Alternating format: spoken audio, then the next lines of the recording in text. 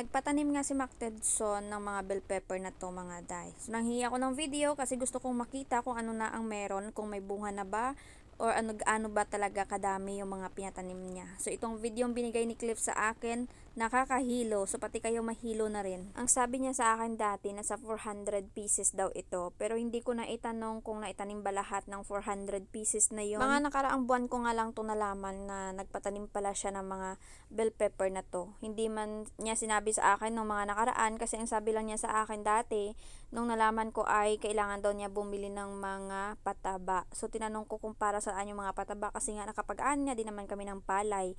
So sabi niya para sa mga sili daw mga bell pepper na to. Nagulat din naman ako. Hindi ko mawari kung nasaan ba tong lokasyon na to. Paano ko makita lahat ng mga patanim kasi nga yung video ni Clip ay parang tipid na tipid.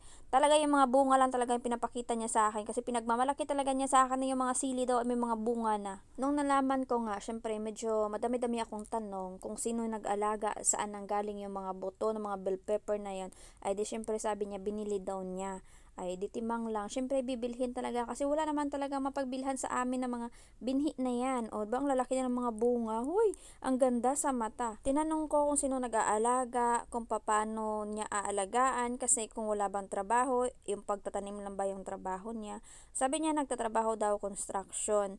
Tapos pagka-uwi niya galing construction yun ang ginagawa niya. Kailangan daw niyang diligan yon. Diligan muna niya sa umaga tapos pagka-uwi sa hapon diligan. Huy, sobrang sipag naman nun.